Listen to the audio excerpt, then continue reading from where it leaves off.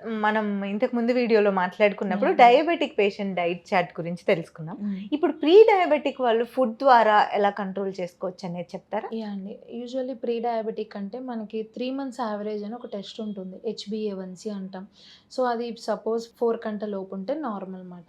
5.7 నుంచి ఉన్న వాళ్ళందరిని ఇప్పుడు మనం ప్రీ డయాబెటిక్ అనేస్తున్నారన్నమాట ఎక్కడైనా కూడా. హ్మ్. సో, ఈ ప్రీ డయాబెటిక్ వాళ్ళు మనం నార్మల్ అవ్వాలంటే ఫస్ట్ మనం చూసుకోవాల్సింది వాళ్ళ వెయిట్ ఎంతున్నారు అనేది.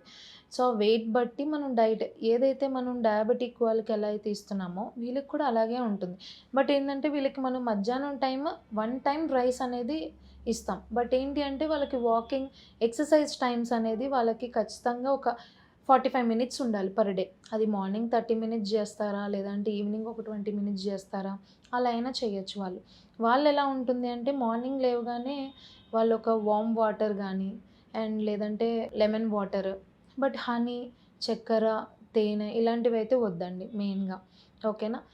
వాటర్, లెమన్ వాటర్ లేతే సిజమన్ వాటర్ గానీ, లేదంటే అజ్మన్ వాటర్ గానీ ఇలాంటివి ఏమన్నా తీసుకొని morning time 2 boiled egg whites తీసుకొని, బాయిల్ చేసి ఓన్లీ వైట్స్ ఒకటే తీసుకొని అండ్ మళ్ళీ బ్రేక్‌ఫాస్ట్‌కొచ్చేసరికి వాళ్ళు ఇడ్లీ, దోస, వడ, పెసరట్టు ఇలాంటి లేదంటే మన వెస్టర్న్ స్టైల్‌లో లైక్ ఓట్స్ పుడింగ్ గానీ, లేదంటే ఓట్స్ పారిజ్ గానీ, ఓట్స్ మీల్స్ గానీ, అంటే మనం ఫైబర్ ఎక్కువుండే, పీచు పదార్థం ఎక్కువుండే ఐటెమ్స్ వాళ్ళకి బ్రేక్‌ఫాస్ట్‌లో ఇచ్చి, లేదు అనుకుంటే ఒక్క pesarattu with lots of curry గానీ, లేదంటే లాట్స్ ఆఫ్ వెజిటబుల్స్ గానీ, ఒక ప్లేట్‌లో తీసుకొని చట్నీస్ గానీ, అది కూడా చట్నీస్ చాలామంది వేరుశెనగుళ్ళు పల్లీల చట్నీ తినేద్దామా, లేదంటే కొబ్బరి చట్నీ ఇవన్నీ అనుకుంటారు.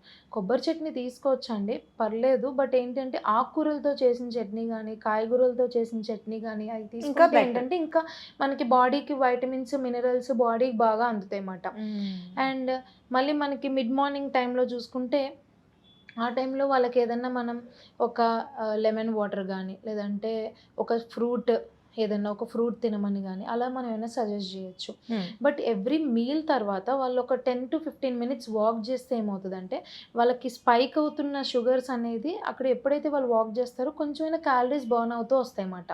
సో, క్యాలరీ ఇంటేక్ అనేది మెయిన్ ఇంపార్టెంట్. 1400 క్యాలరీస్ అనేది పర్ పర్సన్ స్టెబిలైజ్‌గా ఉంటుంది. బట్ వాళ్ళ బీఎంఐ బట్టి క్యాలరీస్ అనేది మనం కస్టమైజ్ చేస్తాం మాట. ఓకే. అండ్ మధ్యాహ్నం లంచ్‌కొచ్చేసరికి 1 టైమ్ రైస్ అనేది వాళ్ళకి అలౌడ్ అండి. 1 టైమ్ రైస్ అంటే ఒక కప్ ఆఫ్ రైస్ ఉంటే, 150 గ్రామ్స్ ఆఫ్ రైస్ ఉంటే 70 అంటే మళ్ళీ 200 గ్రామ్స్ కర్రీ ఉండాలి. హుహు. ఒక కప్‌లో. అంటే 2-3 కప్స్ కర్రీ ఉండాలి. And 1 cup dal with vegetable, leafy vegetable. ఖచ్చితంగా పప్పులో ఒక ఆకుకూర అనేది ఉండాలి. అంటే మనం ఆ రోజు నాన్ వెజ్ ఏమి తినకపోతే పర్లేదు. నాన్ వెజ్ ఉంటే మాత్రం పప్పు మనం అవాయిడ్ చేయొచ్చు. దాంతో పాటు కర్డ్, రసం, సాంబార్ ఏదైనా. And evening time snacks as usual popcorn గానీ, phool makhana, salads, brown bread, sandwich అలాంటివి. నైట్ డిన్నర్‌కి జోవర్ రోటీ గానీ, నార్మల్ రోటీ లేదంటే వీట్ రవ్వ ఇలాంటివి తీసుకోవచ్చండి. అండ్ నాన్ వెజెస్‌లో వాళ్ళకొచ్చేసరికి ఏంటి అంటే లైక్ చికెన్ గానీ, ఫిష్ గానీ అలౌడ్. చాలామంది ఏంటి అంటే మటన్ ఇష్టపడతారన్నమాట.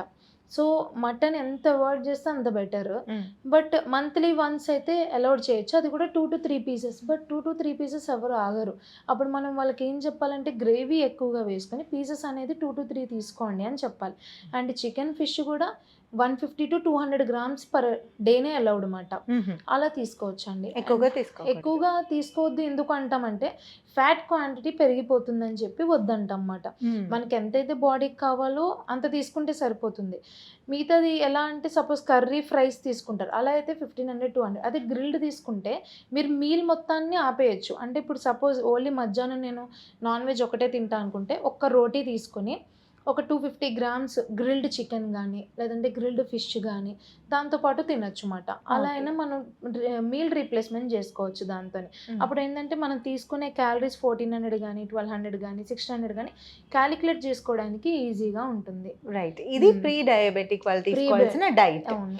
సో, ఒక విషయం చెప్పాలండి. మేక్ ష్యూర్ షుగర్ కంటే బెల్లం మంచిది. బెల్లం కంటే కొంచెం డార్క్ కలర్‌లో ఉన్న బెల్లం మంచిది. నల్ల తాటి బెల్లం. బెల్లం అని, హ్మ్. అవని, ఇవని. లేదు దానికన్నా హనీ మంచిది అని ఏ రూపంలో తీసుకున్నా కానీ అది షుగర్ కిందకే షుగర్ కిన్ పరిగణించబడుతుంది. అవును. సో, అలా ఏం తీసుకోకూడదని చెప్తున్నారు. స్పెషల్‌గా ఈ వీడియోలో. హ్మ్. సో, ప్రీ డయాబెటిక్ ఉన్న వాళ్ళైతే ఈ డైట్ చార్ట్‌ని ఫాలో అయిపోండి. సో, దాని ద్వారా మీకు మంచి రిజల్ట్ ఉంటుంది ఒకటి. ఇప్పుడు నెక్స్ట్ వీడియోలో మీరు ఏ ఫుడ్ తీసుకోవడం ద్వారా షుగర్ పేషెంట్స్కి బ్లడ్లో షుగర్ లెవెల్స్ సడన్గా పెరిగిపోకుండా ఉంటాయి అనే విషయం డిస్కస్ చేయబోతున్నాం.